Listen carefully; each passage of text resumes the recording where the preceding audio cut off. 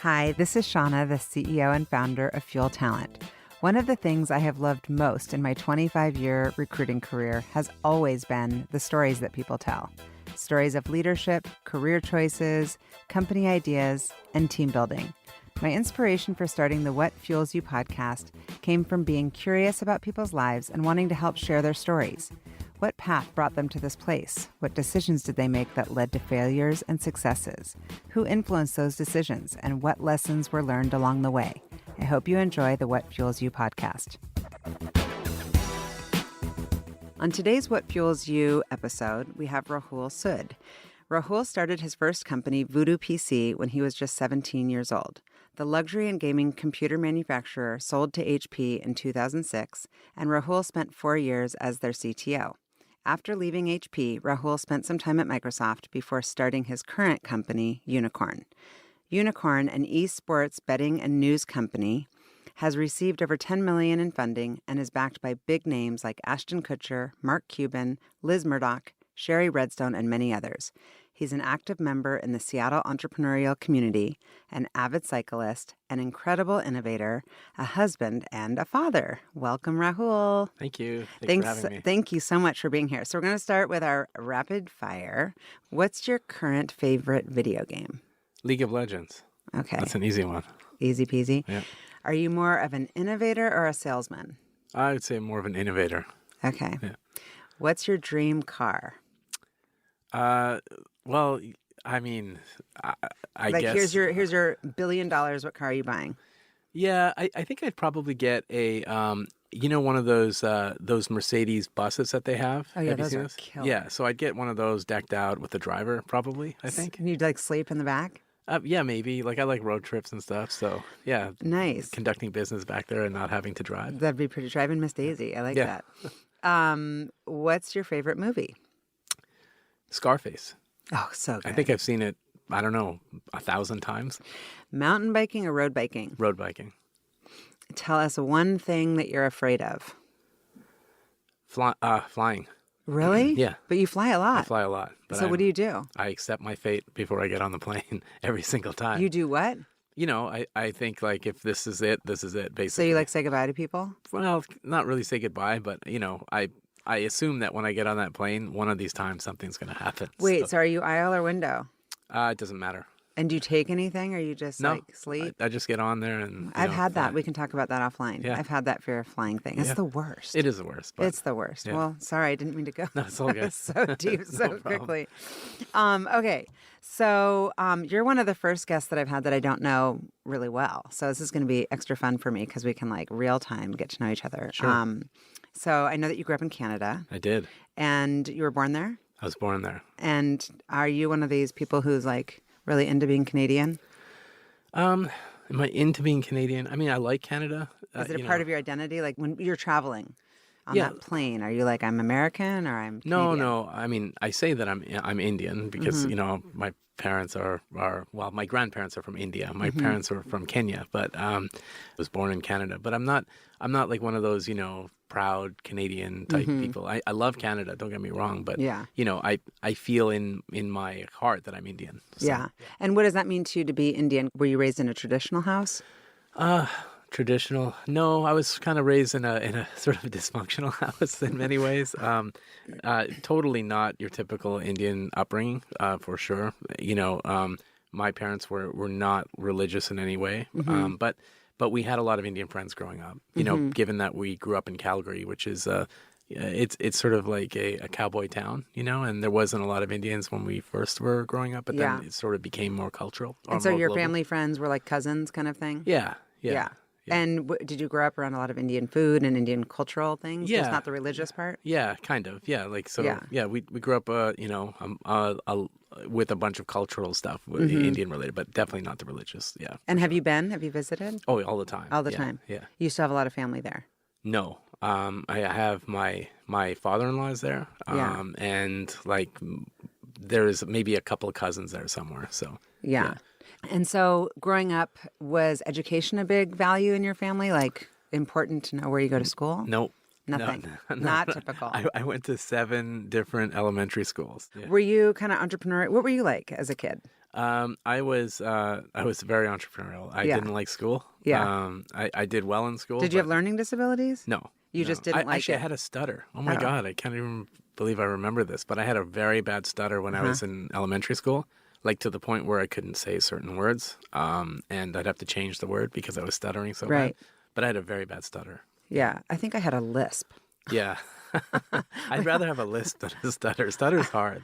Yeah. Well, you overcame it. And so you went to public school and then, so you said education wasn't a big thing. So was your plan to go to college?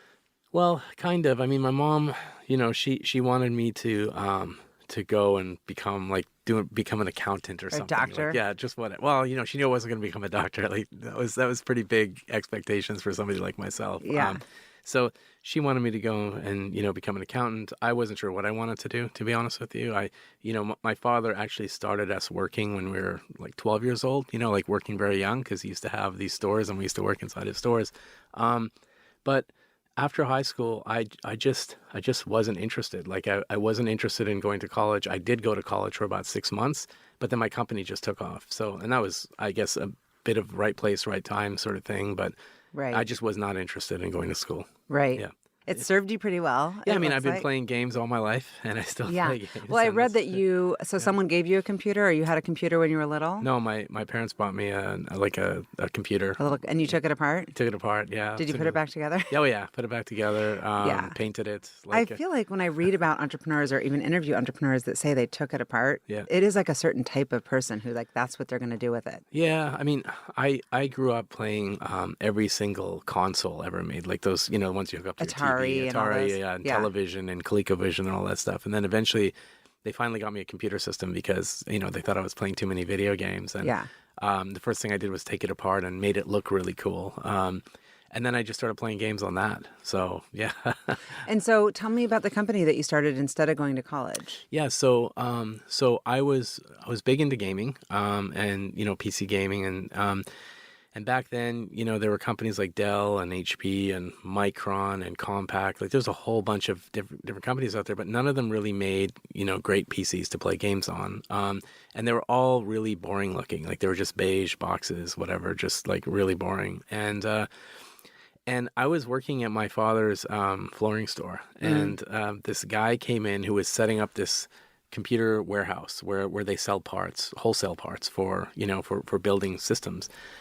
And he was speaking with me, and I basically sold them flooring for their whole place. And he said, "Man, you are an incredible salesperson, and I noticed you're tinkering with this PC behind the desk because that's what I was doing really well. While I was there, I was just like playing with computer systems." I said, "Yeah, I'm really into this, and I'm." And it's just something that I really care about. And he asked me what I like doing. I said, I like playing Wing Commander, on this PC. So he said, why don't you come see me? And, maybe this might turn into something, bigger for you. We can sell you parts. You can build And how your own old were you? PCs. I think it was like 16 at the time. Wow. Yeah. So I went to go see him, and I saw that they had all these parts that you could build and, get creative and that sort of thing. So I took a completely different approach to building a system. And I said, okay, well, let me buy all these different parts and, see what I can do with it. And then, it wasn't long before I was building these PCs on, in the middle of this like flooring store and selling them. I put an ad. Did you make good profits? Yeah. I mean, good profits. Like I was making $100, $200 a system. At that age, you're So psyched. at that age, it was great. Yeah. So I was building these PCs. I put an ad in the bargain finder and like the local, whatever, like bargain finder it's called actually. And I started selling PCs. I sold like 7 computers in my first week. And trust me, selling computers from the middle of a flooring store is like pulling teeth. And how Bargain did they finder. trust you? They're like, oh, hey, little 16-year-old. I was just like, I was You're a good talker. salesman. Yeah, I was a good salesman, and I loved what I did, and and it showed. I mean, That's super the cool. way we were building systems. I mean, we were building systems was just different from what most people were doing, and then it just started to take off. So is that what your company ended up being? Yeah, that's what my company ended up being. We were like the world's first PC gaming hardware manufacturer. We built PCs specifically to play video games on. And, at that time I was working part-time with my dad, right? And then my other job was working at probably never heard of Woolco, but Woolco was a company that was purchased by Walmart. Okay. And it was like the Canadian Walmart. Okay. And I used to work in the automotive section of Woolco. This is when I was like 15, 16 years old. And then I worked in the camera department. I mean, I hated it. It was a retail job. And there was this guy who worked with me in sporting goods. We'd throw stuff at each other. We would just have a good time. And we were just there for fun, but not really for the job. Exactly. Anyways, there was this one time when we were doing like really something really stupid. Like we were throwing these like little rubber pellets at each other. And he, for whatever reason, he thought it would be fun to, run up while I was at the till with the customer. And he whipped these rubber pellets at me and he hit the customer. Oh. He ended up getting fired for this. And anyways, he was the first employee that I hired at Voodoo when I started this company. I said, Mike's a great guy. I hired him. He came in. That's hilarious. And we built this little booth inside of my dad's flooring store where he would be in there building these computer systems. And I taught him how to do it. And he's now doing an amazing consulting gig in Calgary, since then. But yeah, it's wow. Crazy And so, story. okay, so tell me about the name of the company. It's VoodooPC. Yeah, it's called And how'd you Voodoo. come up with that name? Yeah, I mean, we were building black computer systems. I thought that was kind of cool, and it was like sort of like black magic and whatever. I just thought it was a cool name. I think if we called ourselves anything like Data PC, whatever warehouse, I completely agree. I wouldn't be here today. No, I completely agree. It's a really cool name. It Yeah. caught my eye big time. Yeah. And so did you bootstrap it and you funded it out of your MasterCard? Yeah. out of MasterCard? Yeah, thank you, MasterCard. And what did your mom and dad think of that? Well, my dad didn't even know about it. Like, he didn't know about it until like month 3. Yeah. My mom knew about it, and she just thought it was just like, a hobby, whatever. And then she started to see all these invoices piling up and these people coming in, and she's like, wow, this is really cool. I said, yeah, I think this is what I'm going to do. So, yeah, she still wasn't convinced that this would be, a business that would take off, but it started to take off, and it happened very quickly. And so that was in 1991? 91, yeah. Okay. Yeah. At what point did you start to kind of say, hey, we're a real company, and did you identify kind of values? And I'd say about 93 is when I started to, say this is a real company, and I got to go, figure out my space and that sort of thing. I ended up buying this house in downtown Calgary, about 3 blocks from the Calgary Tower. So it's sort of like, it's like the Space Needle of Calgary. And there was this small little heritage home there that I bought. It was $90,000, and I put $10,000 down. And I gutted the inside and repainted and everything and turned it into Voodoo. And that sort of became kind of a landmark in the city. And it was sort of then that, we started to think about Voodoo as a brand and, what it means and, the community that we were building and that sort of thing. And that's kind of when the internet started to, happen. We were really early. We were like the first on the internet, like 1993. There was a company called CADvision that set up the local internet.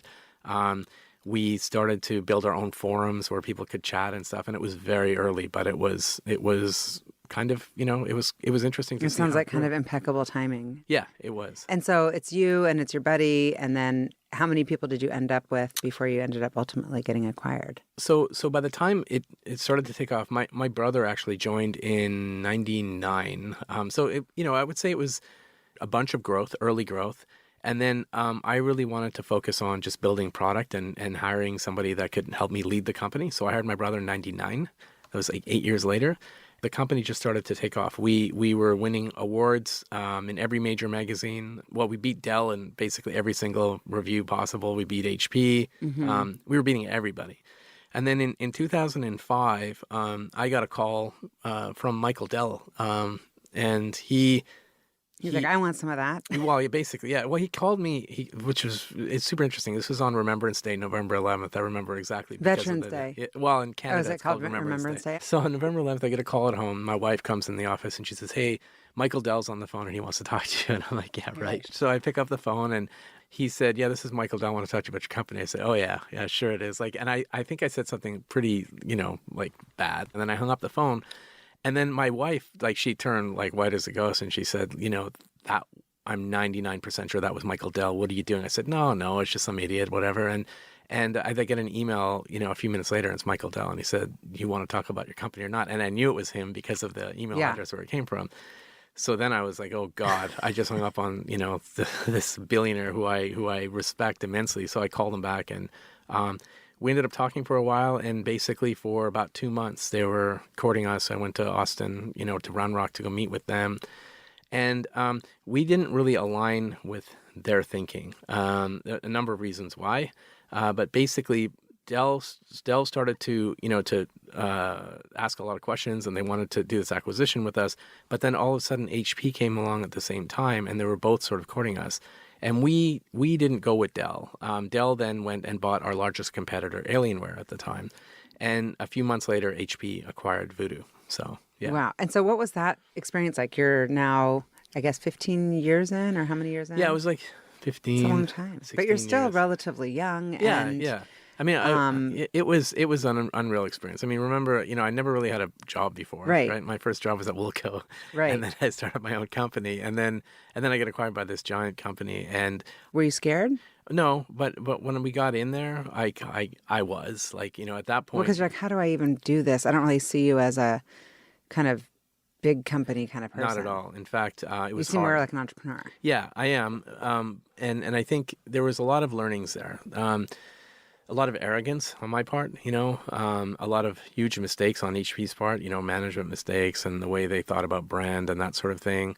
But you learn, after a while, you learn very quickly that you have to become a team player. You have to learn how to collaborate. You have to be empathetic. I learned most of those things at a very high level at Microsoft. Microsoft was an unbelievable experience for me, by the way. But HP was, I remember going in there and one of the people in the company, he was an executive in the company. He was a younger guy. And he said, HP is usually where executives go to die. Well, in my mind, I'm like picturing you this like badass voodoo, cool office space. And then I'm picturing you like HP. Yeah, he told me, Blah. he was the one who said, don't move here. Whatever they offer you, don't move here. And Did you have to physically move? No, I had 4 offers to move to California from Calgary, and I never took any of them. I said, I just have no interest in moving here. The culture wasn't there. I mean, I was part of HP Labs, so I'd go into HP Labs, and this is where Bill and Dave, the founders of HP, used to be, right? Their offices are still there, and they're sort of, they left them as they were, like including the coins on the desk and all this other stuff, right? They left it just intact. And when you walk into an HP Labs meeting, I mean, it was like ZZ Top everywhere. Everyone had a beard. There were, people. It felt like people on respirators. Like basically everyone there was ready to just, call it a day. And I was in there, trying to think, how does this company ever innovate? Like, what is happening here? And I realized that, they just don't have a culture anymore.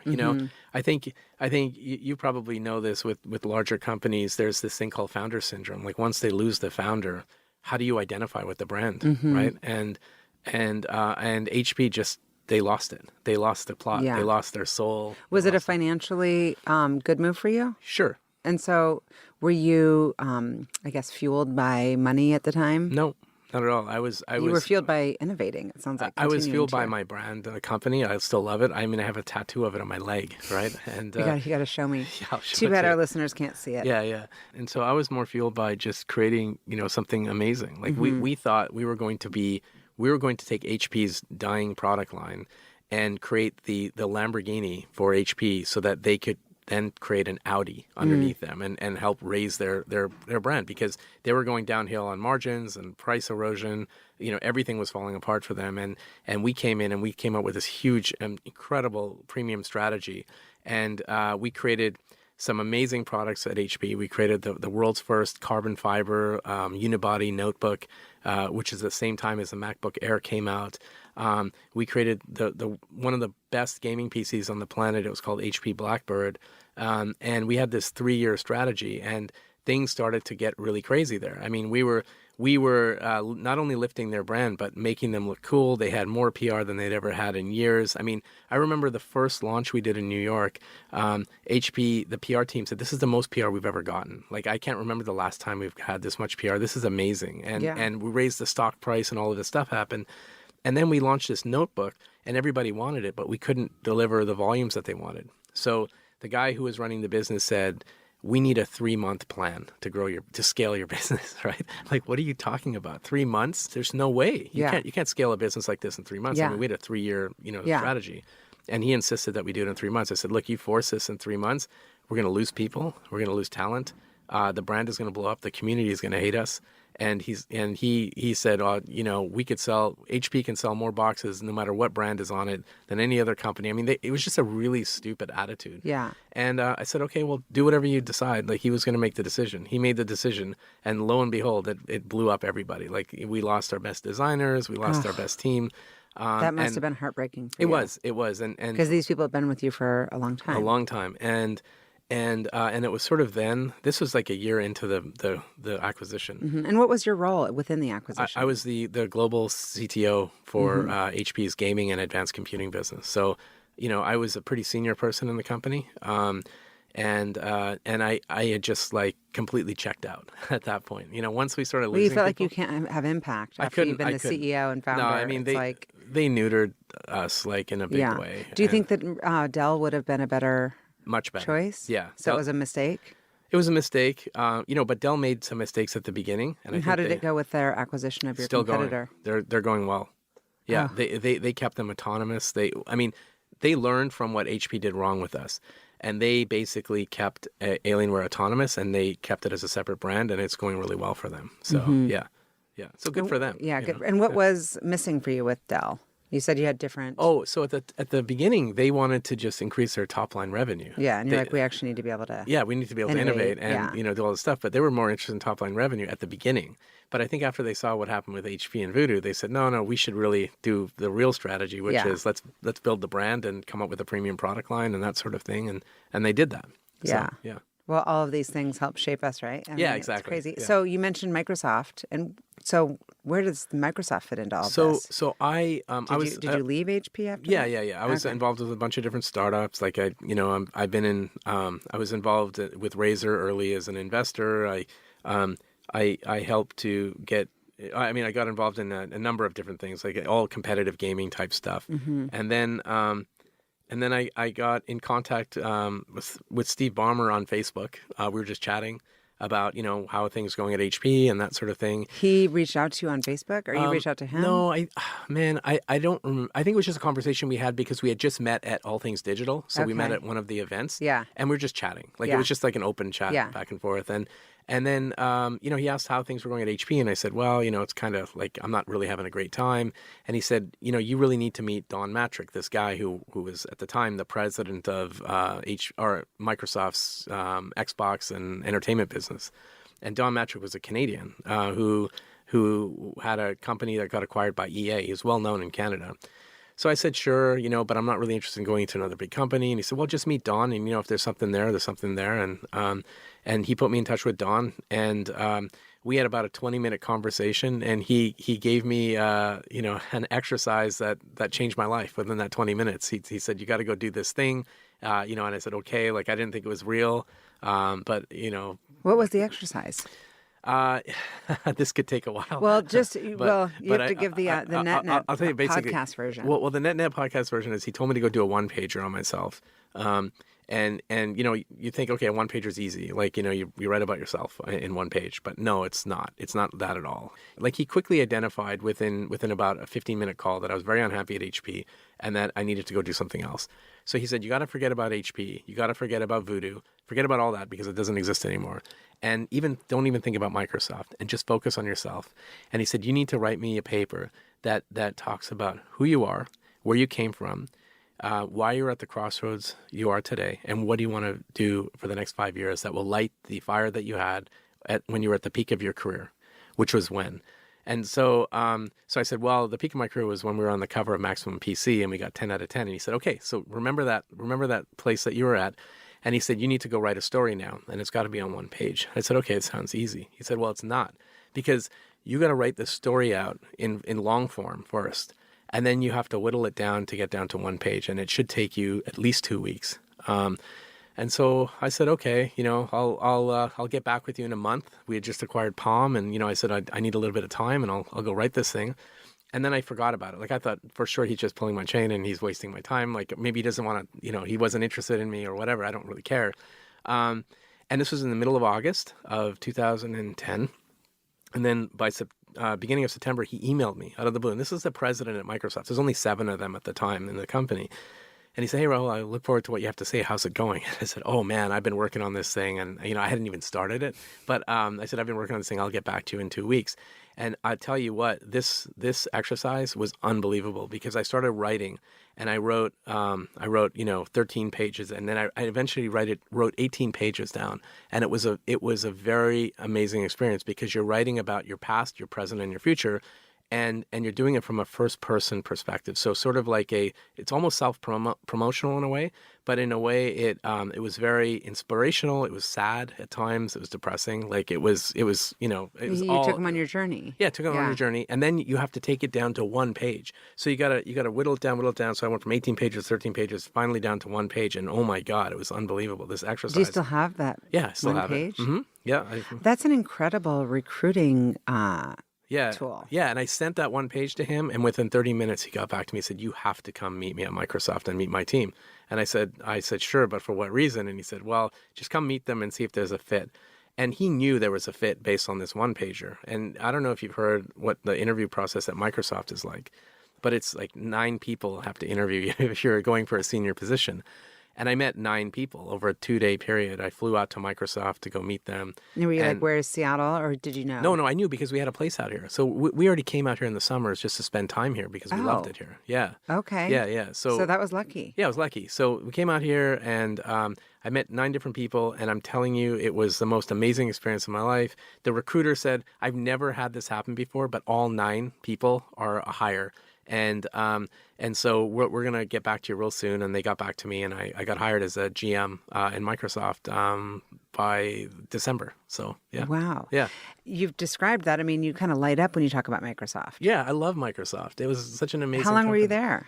Till 2014, like 3-4 years. Because at the end of the day, you're an entrepreneur. Exactly. I didn't do an entrepreneur, and I wanted to get out. And what were the key kind of lessons you learned at Microsoft? Oh man, I learned everything at Microsoft. It was a crash course in senior leadership. I mean, I learned, that first of all, this company is full of brilliant people. 99% of the people, 99.9% of the people are smarter than you. Like just incredibly talented people. They're all type A personalities at the time. It was very, whoever's loudest could sometimes win an argument, which, you had to learn how to navigate that. But I learned, a couple of big lessons. Number one is, you have to be super empathetic in order to be a good leader there. Mm-hmm. And then you also, you have to come in with some humility, obviously. I think, those 2 things alone really made a difference because, by trying to understand one's position, you could then lead them into something, and lead them into, something that you believe in. And I also learned that, if you're really good at something at Microsoft, you can be very successful there. So if there's something that you can bring that's of value that the company doesn't have, you can fill a hole in the company and fill a gap very quickly. So. And can you take some of your things that you learned there as far as, company culture and as far as leadership styles that you wanted to emulate? Yeah, I mean... and incorporate those at your company? In some ways, maybe. Like, I think there was, you learn about the people that you don't want to be like or you don't want to emulate, and then you learn about those that, you do want to emulate, I guess, right? And Microsoft's a tough place as a leader. I mean, if you think about, for example, Satya Nadella, he was the one who actually gave me permission to go start Microsoft Ventures. And he did this underneath, Steve Ballmer, who wasn't a big fan of it to begin with. Of the whole idea, you being involved? No. He had no problem with me being involved. He just didn't like the idea of investing in startups. I thought it was like a waste of time. Like a distraction. Yeah, distraction sort of thing. But Satya actually saw something in this and said it was actually a good thing. But he also once did a speech where he talked about Microsoft and, in order to be a good leader, sometimes you have to be ruthless, right? And he definitely made that point clear that you have to be ruthless. And I could see that. Like in his position, I guess you have to be sometimes. Mm-hmm. I didn't like that. Do you have that in you? No, I don't. Yeah, I don't either. So that was the part that I think, it was one of the reasons I thought, this probably isn't the right place for me long term. Mm-hmm. The other thing is, I just felt like I had to get out and go start something else. So, yeah. Is it a chicken and egg thing where you had an idea that you needed to start, or did you just know that you needed to start something? No. I knew that I wanted to get back out into gaming. And, we were already doing a bunch of research on different areas, like different emerging trends. Within Microsoft Ventures? Within Microsoft Ventures, yeah. And one of the emerging trends that I noted was, the advent of esports and how how big it was, and there was hundreds of millions of people watching people play video games online. Oh, yeah. And one of the companies that we invested in, Microsoft Ventures, was a gaming company out of Australia. And the CEO and I got along really well. And, we just got together and started brainstorming ideas. And that's where the idea of Unikrn came out. So is he your co-founder? He's my co-founder. The Australian guy? Yeah. And is he in Australia? He's in Australia, yeah. Okay. Yeah. He was here, but he moved back there because we, as we built the company, we realized we needed a different type of DNA in the company. So tell us about Unikrn, another cool company name. Yeah. And the spelling and the whole deal. Yeah. Unikrn. That's right. Yeah. Unikrn is an esports, a regulated esports betting platform. In other words, well, let me just say this. Esports got so big and there's so many people viewing it that there is an opportunity for gambling on people who play these video games. Yeah, the irony is coming crazy. back to Dad. Exactly. So, yeah, exactly. But my dad. That's an interesting point. Actually, I never really thought about that. But wow, yeah. I mean, Unikrn sits at the intersection of video games and esports, regulated gambling, and blockchain technology, and I like betting on sports. And to my friend who's from Australia, I mean, they bet on everything. Yeah. They bet on like politics, they bet on sports, and he's also a gamer.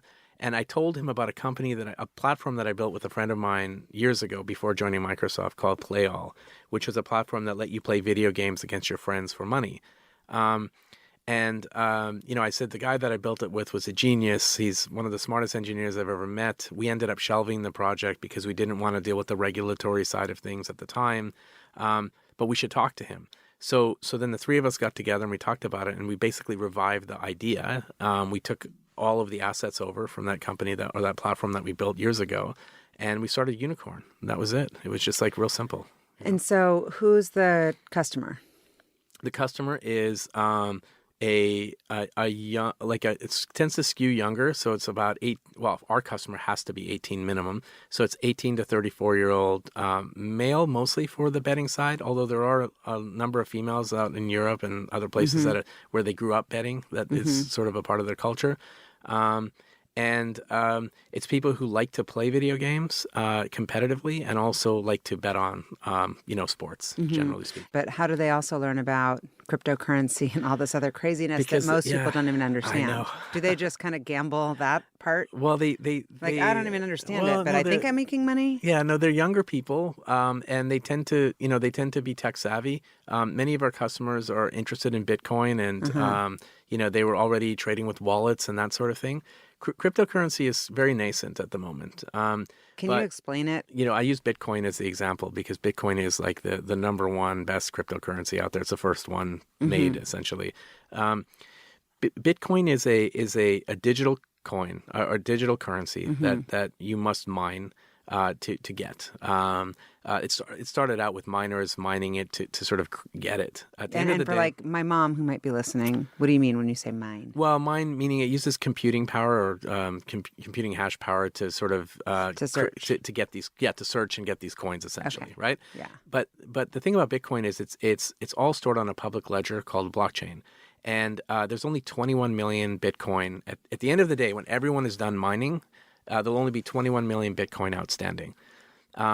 Bitcoin has been the best investment in the last 10 years of any other investment ever. Like it's crazy. Like if you invested, $100,000 in Bitcoin 10 years ago, or $100,000 in Amazon, you'd be a billionaire had you invested in Bitcoin, and you might have made like a million something on Amazon. Did you invest? Well, I invested, yeah. So I invested in Bitcoin early. Like I started dabbling in it, around 2013, 2014.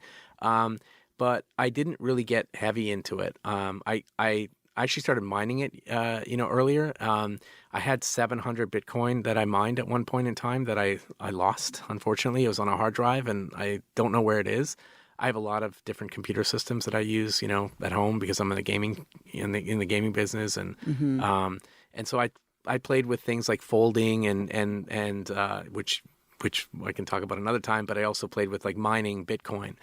And so I started out early on it, and but maybe not as early as some of the other people that you may have heard of out there. But I did get into it at a fairly when it was fairly new, and then I started getting very heavy into it in late 2016, early 2017. And is your company the only one who combines esports and cryptocurrency? We're the only company in the world right now with who's licensed to do betting with betting on live sports, betting on esports, online casino, and skill betting on all of those things with fiat currency and cryptocurrency. We're the only ones in the world with a license from the Isle of Man to do that.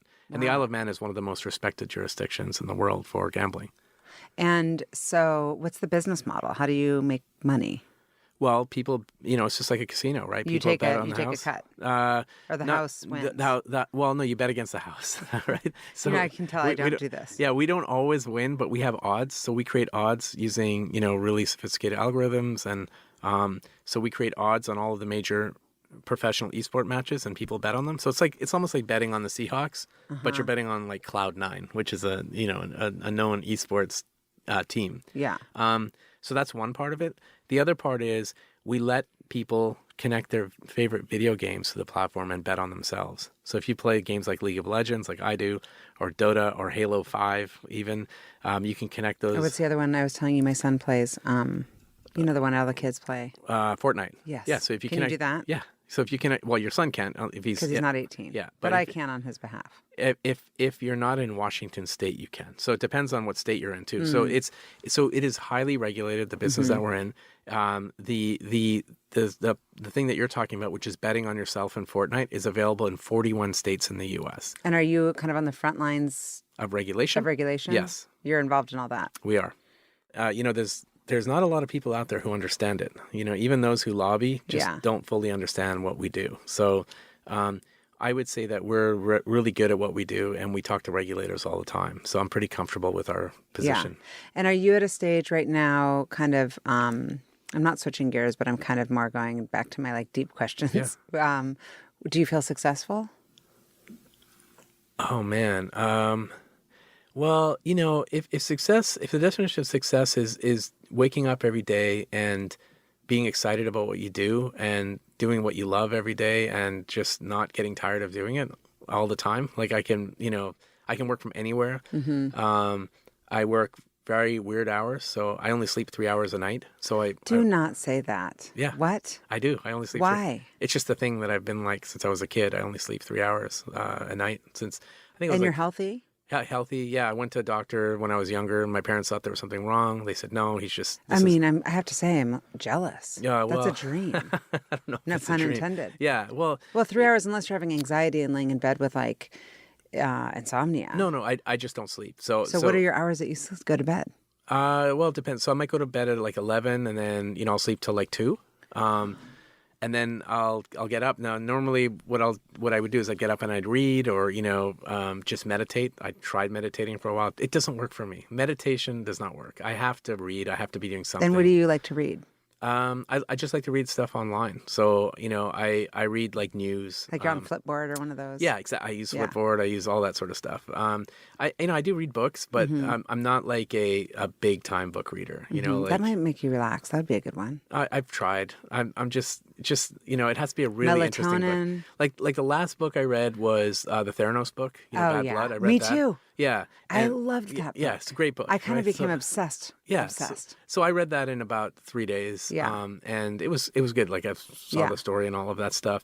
So it has to be super interesting or I just won't get into it. But anyways, my thing is that, we've got this team. Our company is global, right? Yeah. So we have people in Germany and in Sydney and Croatia and Poland and New York and Las Vegas. So it's good that you don't sleep. Exactly. So I speak to people all the time, about what we're doing, and that kind of thing. So yeah. Wow. Yeah. And so what else do you do? I know you're into cycling. Right. So I like cycling, although I haven't been. Do you wear the little outfits? Yeah. Are you one of those people? I am, although I haven't, I have to admit, I haven't worn my outfits in a while and I haven't been on my bike in a while because I've just been so busy. Do you ever do indoor cycling? I got a Peloton. Yeah. So have you had one of those? I have an indoor bike, but I don't have the Peloton. So the Peloton's pretty amazing. People are into that. But I've used it 5 times. I bought it earlier this year, and it's sitting there collecting dust. My friend Raja, who was on the podcast, got a Peloton, and he's like super into it. Yeah, I got to get into it. He's gotten really fit. Yeah, I got to get into it. You need to find some friends that you can, or make it a sport, like a gambling thing. Yeah, exactly. And I know I also said in the intro, you've got kids. Yeah. You're so young. How old are your kids? My kids, so my daughter's 21. I have a son that's 20. He's at UW. And then another son that's 16. Yeah. Wow. So you're almost an empty nester. And you can work from wherever. Yeah, I can work from wherever. So are you like going to stay in Seattle? Or is there a dream I love Seattle. Destination? We'll definitely stay here. In fact, we're kind of looking, do we sell our place now? It's a little large. It's on the east side. We don't know, but I will say that we're at that stage now where we want to transition into something else. Don't know what it is yet, but definitely Seattle is where we're going to stay. Yeah. I know because we've talked about your kids, and I know that you're really proud of your kids. And are any of them kind of gamers? Yeah, they all are. All three? Well, in fact, my son, my middle guy, who's 20, was the one who made me quit Microsoft to go start Unikrn. So because he had a vision. Yeah, well, he basically told me that, you've got to look at esports now. He watched me grow up with Voodoo, right? And he grew up watching his dad travel all the time and start this computer gaming company. Then I went to Microsoft, and he was like, Dad, you need to quit your job at Microsoft. Why don't you get back into gaming? And he kept pushing me. And then eventually he said, you got to look at what's going on in esports. And he got me into League of Legends.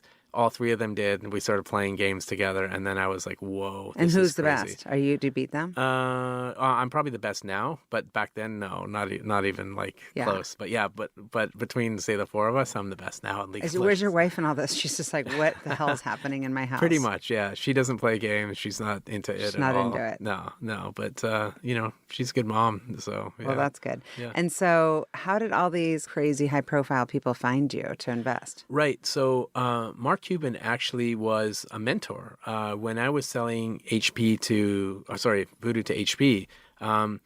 He was mentoring me through the process. He didn't. How did you meet him? Randomly, I reached out to him. You can never. You shouldn't take this for granted. Like, you can reach out to anybody. If you're good, you can reach out to anybody. You can ask them any questions, and the worst you're going to get is no response, right? Mm-hmm. But he happened to respond, and we talked a few times, talked about the company, and then over time I told him about the potential acquisitions and that sort of thing, and he gave me some advice on what to do. He actually showed up at the launch event in New York and came on stage and congratulated us. Like, it was awesome, when we sold to HP.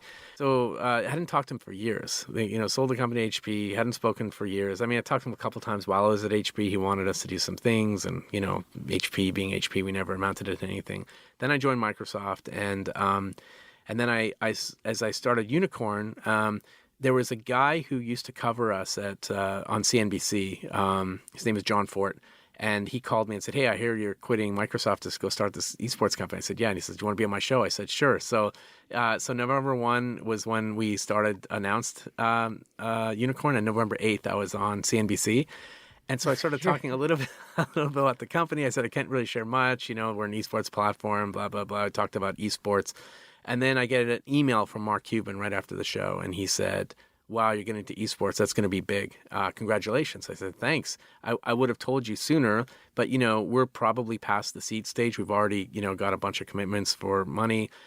He said, well, send me the deck and I'll tell you if I'm interested. And I said, sure. So I sent him the deck, and within 30 minutes, he said, I'm in. And he CC'd somebody on his team and said, like, make this investment. How much do you need? So that was pretty incredible. So super incredible. And is he involved, or do you have a board? He's very involved. He is probably one of the more active investors. Like, he always, responds. He always sends me, connections, that sort of thing. We don't have a board. We only did a Series A. Mm-hmm. But he's one of the more vocal investors on the group. And what about, how did you find these others? Murdoch it just came. Ashton Kutcher. So Ashton Kutcher came because Mark Cuban invested, and he wanted to learn more about what we were doing. Yeah. And Ashton Kutcher actually has he has a deep knowledge about what we do. He's got a very, very good experience in sports betting. That's all I'll say about that. So he's super smart. He knows about odds making. He knows about all of it. We were surprised when we met and started to share what we were doing. So he got involved. Liz Murdoch and Shari Redstone, they just came through the grapevine, basically. Wow. Liz Murdoch is pretty, aggressive in the media space, obviously, with her family. Bad, yeah.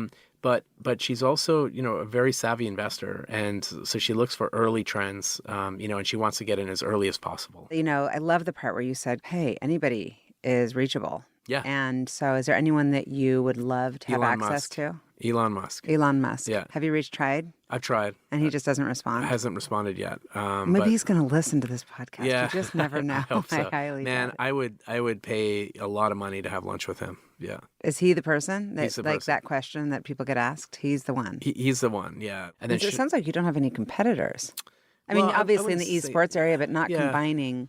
Yeah, not combining everything that we do. Yeah. There's nobody out there that combines what we do. There are bookmakers out there, like betting companies, that offer esports odds. Mm-hmm. But Unikrn is a company that lives and breathes and eats and sleeps, video games and esports. And we've built a community around it. We've built a platform around it. Like we really have a living, breathing brand in esports. And we're known for that. And I think that is a huge differentiator for us, but it's also the thing that makes people call on us. So Yeah. all of the big operators out there in Las Vegas and other places, they're all contacting us to see how they partner with Unikrn, because we're the brand to beat. Yeah. And so when I asked you about, if you feel successful now, and you kind of started with, well, I wake up every day. Right. Clearly, you're extremely passionate still, but where are you trying to take the company so that is there a place, a destination?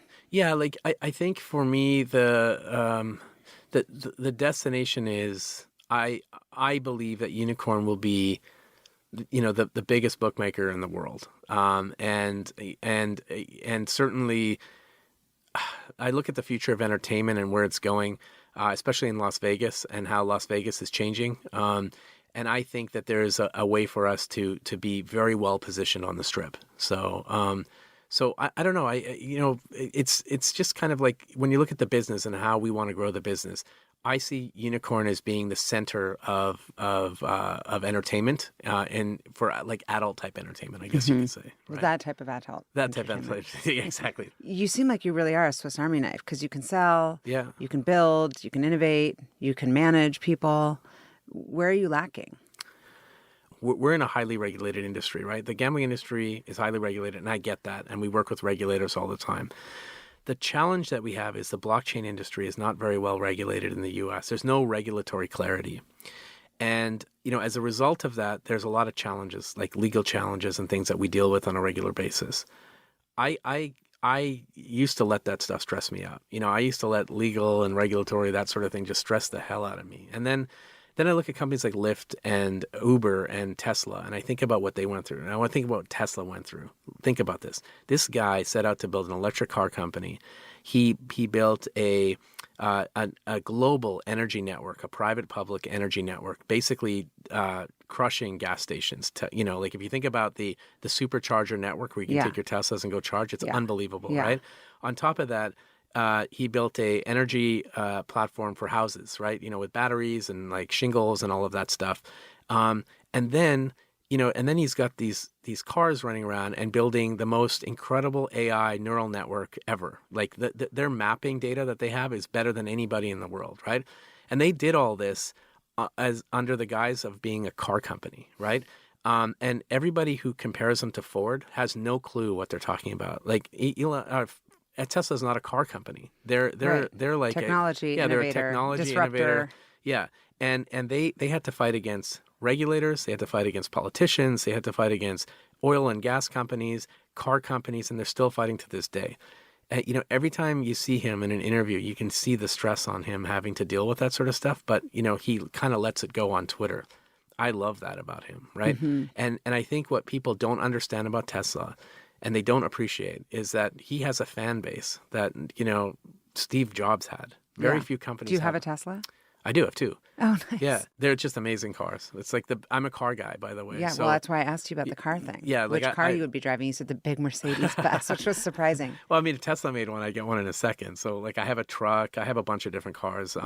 And as somebody who's driven basically every single dream car out there, Tesla's like my favorite car. Your favorite car? Yeah, I feel like you're car. in a in a race car that can drive itself.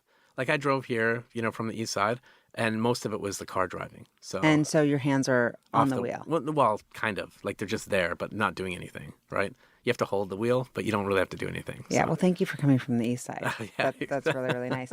We're going to wrap up soon, but I love that you are first discovering, like, it seems like you're having a in-the-moment experience of understanding that you're kind of bringing it full circle with your dad being kind of in the gambling thing.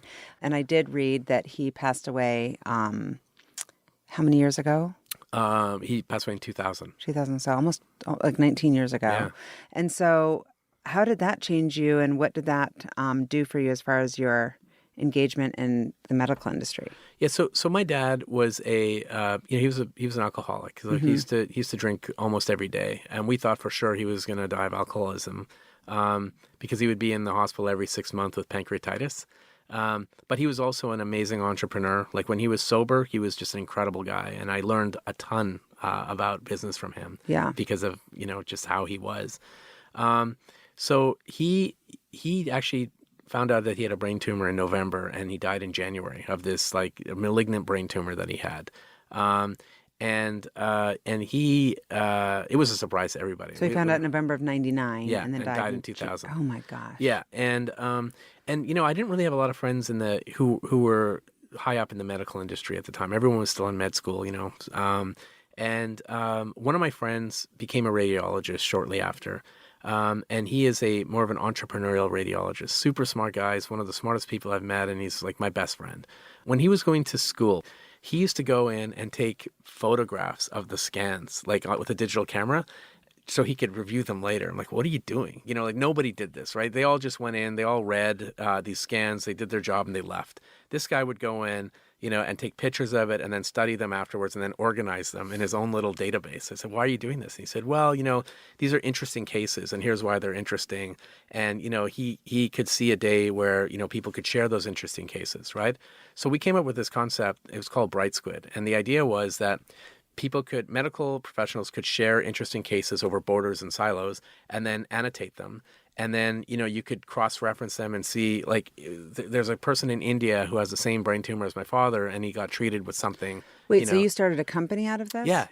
So it's called Bright Squid. It's still running to this day. And it went from Bright Squid Health to Bright Squid Dental, so we do both. That's super cool. Yeah, it's super cool. No one else was doing that? No, not at that time. I mean, this is way early. And it was an incredible learning experience because, we thought we'd invest like $100,000 each. 3 of us went into it. We ended up investing, 10 times that, basically. Now it's just running, and we've got CEOs and that sort of thing running the business. But it was the idea was basically when my dad was, dying of this tumor, we wanted more answers and we couldn't get them.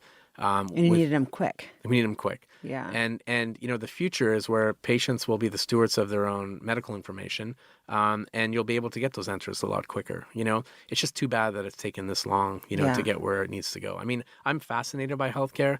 I'm fascinated by Theranos, actually. When you think about Elizabeth Holmes and her,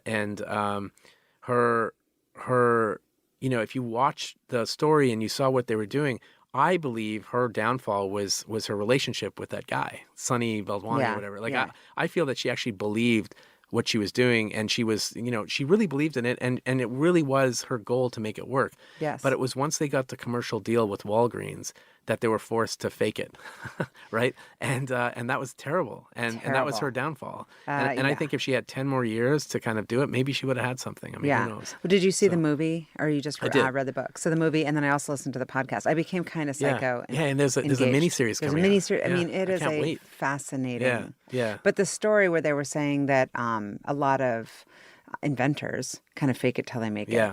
You can't do that in healthcare. But I'm like, when you're talking about people getting diagnosed. Right. You can't do that in healthcare. You can't do that. You can't do that when you build, driverless cars. Planes or driverless cars, any of that stuff. You can't be like, oh, maybe it'll figure it out. Yeah. Unfortunately not. And, there is regulation should be there to protect consumers, not stifle innovation. So they're sort of balancing both. Yeah. Unfortunately, they just went way too far. So, yeah. Well, I'm sorry that it had to take your dad getting sick and ultimately passing away to start it. But as a human, I'm grateful that this exists. Yeah. And I'm sure that he would be super proud of all the stuff that you're doing. Yeah, I mean, I would hope so. I think I remember when he was in the hospital and we just appeared on the cover of this magazine. It was like my goal to get in this magazine. That was you at the height of your... Yeah, it was the height of my career. Yeah. And I went out and I showed this to him, and I brought the PC that we sent to them in the hospital to show it to him. And then we watched the movie Gladiator, and we got halfway through before he died. So, I love that movie, but, that was that's what I remember of my, final days with him, basically. Wow. So, yeah. Well, it's nice that you were able to have that experience. Yeah. That's awesome. I always ask all my guests this: what fuels you? That's the name of the podcast. What fuels me? I don't know how to answer that. There's a lot. It sounds like you're a layered person. There's just a lot going on. I think what fuels me is hunger. Have you ever been in a situation where things seem really dire, or things are very, you're in trouble. You've got a bunch of people that are relying on you. You have to get to a certain place, or you have to get a deal done, or whatever it is. It's always that hunger. And I remember when I was at Microsoft, we would talk to entrepreneurs about, runway and how you should think about runway, and when you raise a bunch of money, what happens. And we set artificial runways for ourselves once we raised a certain amount of money, and once we started to hit a certain clip, where if you have an artificial runway and you say you must hit these goals before you get to the next level, that creates a hunger. I like that. Yeah. So I think that's what fuels me. If I don't have that and I get content, then we're in trouble. Yeah. Once I start feeling too comfortable, we start going backwards. And that's happened a few times in my life. So yeah. And I can imagine that would be depressing. It's very depressing. You should have seen me when I was at HP. If you want to see depressing, it was pretty bad. I was working from home. Remember I said I didn't move to Palo Alto? Yeah.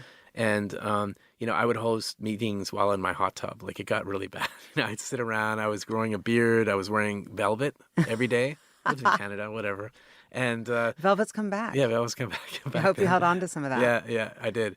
And I was building remote control helicopters and remote control planes and just flying them around. That's all I did. And it seems like probably the people who knew you growing up in Canada and your kids and all the people that know you from the tech community would probably describe you in the same way. Right? Probably, yeah. Yeah, you seem like you're just kind of, this is me in the office, out of the office, at home. Yeah. This is my DNA. Yeah, exactly. Yeah, you can't really change that. And I think a lot of entrepreneurs are just like that. Yeah. If you're not building, what are you doing? I'm a big believer in when you build a company, when you build a brand, you don't just worry about what the logo is. You have to think about things like your team culture.